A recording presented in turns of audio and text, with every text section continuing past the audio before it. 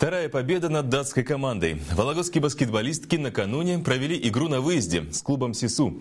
С этим соперником в рамках Кубка ФИБА Европа Чеваката уже встречалась в октябре на домашнем паркете. Тогда вологжанки одержали уверенную победу. Клуб СИСУ – один из аутсайдеров соревнований. В Еврокубке датские баскетболистки дебютировали в прошлом году и неудачно. По итогам 6 встреч на их счету была лишь одна победа. И по признанию датчанок, команда Чеваката для них очень серьезный соперник. Правда, в игре на выезде стартовали вологжанки неудачно.